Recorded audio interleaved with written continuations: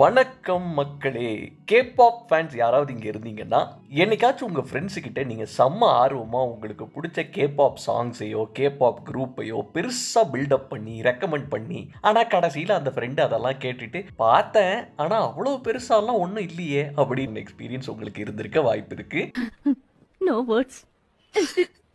Crying is only coming. But அந்த experience உங்களுக்கு நடக்க காரணம் என்ன அப்படின்னு சயின்டிஃபிக்காக அனலைஸ் பண்ணி அடுத்த தடவை உங்கள் ஃப்ரெண்ட்ஸுக்கிட்ட கேபாப்பை ரெக்கமெண்ட் பண்ணும்போது என்னென்ன மிஸ்டேக்ஸை அவாய்ட் பண்ணணும் அப்படின்னு சொல்லி கொடுக்குற ஒரு வாழ்க்கை பாடத்துக்கே உங்களை அன்புடன் வரவேற்கிறேன். 3 பாயிண்ட் தான், வாங்க ஸ்டார்ட் பண்ணலாம். 3.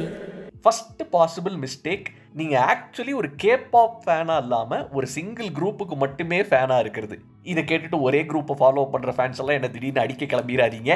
ஒரே ஒரு குரூப்புக்கு ஃபேனாக இருக்கிறத நான் தப்புன்னு சொல்லலை. பட் ஒரு சிங்கிள் குரூப்புக்கு ஃபேனாக இருந்துட்டு கேபாப்பை நம்ம தமிழ் பேசும் நண்பர்களுக்கு ரெக்கமெண்ட் பண்ணுறது எல்கேஜி படிச்சுட்டு 12th எக்ஸாம் எழுத போகிறதுக்கு சமம். ஃபார் எக்ஸாம்பிள், நீங்கள் ஒரு பேபி மான்ஸ்டர் குரூப் ஃபேனுன்னு வச்சுக்கோங்களேன். அவங்க மேலே உங்களுக்கு இருக்கிற பயங்கரமான இன்ட்ரெஸ்ட்டை பார்த்துட்டு உங்ககிட்ட ஒரு ஃப்ரெண்டு எப்போ பார்த்தாலும் கேப்பாப்புன்னே சுத்துறியே, அப்படி என்னதான் இருக்குதுல அப்படின்னு கேட்குறாங்கன்னு வச்சுக்கோங்க. அடுத்து அந்த கான்வர்சேஷன் எப்படி போகும்னு ஒரு சின்ன கற்பனை பண்ணி பார்ப்போம். சரி, கேபாப்ல இருக்கிறதுலே பெஸ்ட் குரூப் எது? ஆப்வியஸ்லி பேபி மான்ஸ்டர் தான். எனக்கு இருக்கிறதுலே பிடிச்ச குரூப்பும் அதுதான். அப்போ கேபாப்ல பெஸ்ட் சாங்னா எதை சொல்லுவேன்? அது கண்டிப்பா லைக் தட் தான். அது யாரு பாடினது? Baby monster. நீ பெரிய பேபி மான்ஸ்டர் ஃபேன் எனக்கு தெரியுது.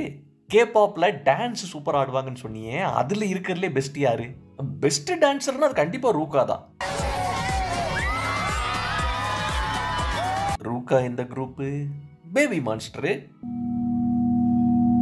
இப்படி கேபாப்பை பற்றி கேட்குற எல்லா கேள்விக்கும் உங்ககிட்ட இப்படி போனாலும் கிச்சன் வந்துரும் பாஸ் அப்படின்னு ஒரே பதில் தான் இருந்துச்சுன்னு வச்சுக்கோங்களேன். அப்படின்னு சொல்லி உங்கள் ஃப்ரெண்டு போயிடுவாங்க. நாளை பின்ன கேபாப்பக்கெல்லாம் எட்டிலாம் பார்க்க மாட்டாங்க. பட் நான் இப்போ சொன்னதை கேட்டுட்டு யாராச்சும் அதெல்லாம் இல்லையே, எனக்கு ஒரே ஒரு குரூப்பை தான் தெரிஞ்சுது, அதை நான் என் ஃப்ரெண்டுக்கு ரெக்கமெண்ட் பண்ண உடனேவே என் ஃப்ரெண்டு இன்ஸ்டண்ட்டாக விழுந்துட்டாலே, டக்குன்னு ஃபேன் ஆகிட்டானே அப்படின்னு யாராவது சொல்கிறவங்க இங்கே இருந்தீங்கன்னா அதுக்கு பின்னாடி இருக்கிற ஆழமான சயின்ஸை கடைசியில் எக்ஸ்பிளைன் பண்ணுறேன். பட் இப்போதைக்கு அடுத்த பாயிண்ட்டுக்கு போகலாம். லேடிஸ் அண்ட் ஜென்டில்மென், என்ன மன்னிச்சு, பட் உங்கள் பசங்க ஃப்ரெண்ட்ஸுக்கிட்ட கேபாப்பை இன்ட்ரடியூஸ் பண்ணுறதுக்கு பாய் குரூப்ஸை விட கேர்ள் குரூப்ஸ் தான் எப்போவுமே பெட்டர் ஆப்ஷன். அண்ட் அதே மாதிரி வைஸ் வர்ஸாவும் கூட. அதில் என்ன லாஜிக்கு, சொசைட்டல் சைக்காலஜிலாம் என்ன கேட்காதீங்க. கேபாப்ல விஷுவல்னு ஒரு டெடிக்கேட்டட் பொசிஷனே இருக்கிறது அந்த ஃபிலாசபியில் தான். நிறைய சினாரியோஸில் பாட்டு டான்ஸு அதெல்லாம் விட லிட்டரலாக ஒரு ஐடலை பார்த்து அப்படியே லைட்டாக ஒரு க்ரஷ் வந்து கேபாப்பில் விழுந்தவங்க தான் கணக்கு வழக்கு இல்லாமல் இருக்காங்க. ஸோ சம்டைம்ஸ் ஒரு பிகினருக்கு ஒரே ஜெண்டர் குரூப்ஸை இன்ட்ரடியூஸ் பண்ணுறது மிஸ்டேக் ஆகலாம். அதை ஃபிக்ஸ் பண்ணுறதுக்கு என்னைக்காச்சும் ஒரு நாள் அந்த விஷுவல் ரிக்குவயர்மெண்ட் எல்லாம் தாண்டி ஒரு நல்ல மியூசிக்கை தனியாக ரசிக்கிற அளவுக்கு உலகம் மாறணும்னு வேணால் வேண்டிக்கங்க. அதுதான் இருக்கிறதுலே பெஸ்ட் ஃபிக்ஸு. பட் அது இப்போ ரியாலிட்டி ஆக போகிறது கிடையாது. அதனால் வாங்க அடுத்த மிஸ்டேக் போயிடுவோம்.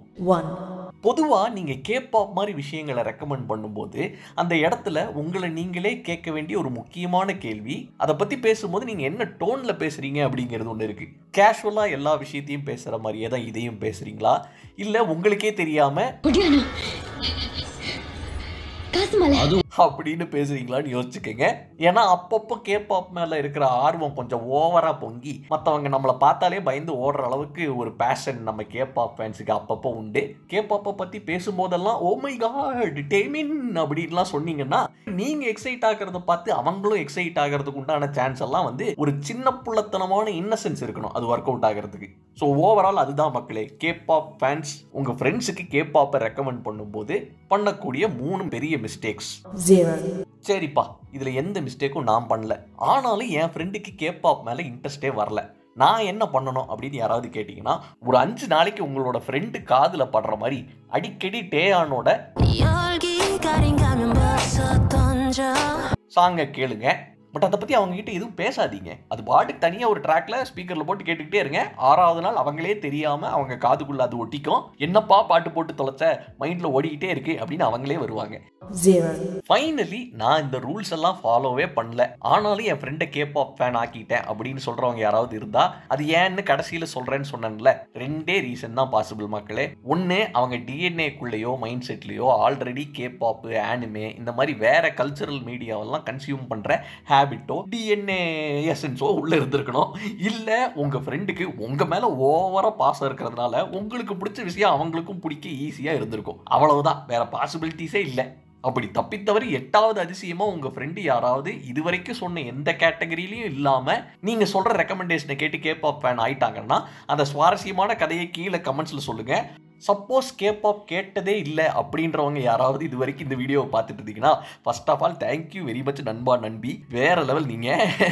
பட் உங்களுக்கு கேபாப் இல்லைன்னாலும் இதே மாதிரி வேற ஏதாவது மற்றவங்களுக்கு ரெக்கமெண்ட் பண்ண கஷ்டப்பட்ட விஷயம் ஏதாவது இருக்குன்னா அதையும் கீழே கமெண்ட்ஸ்ல சொல்லுங்க.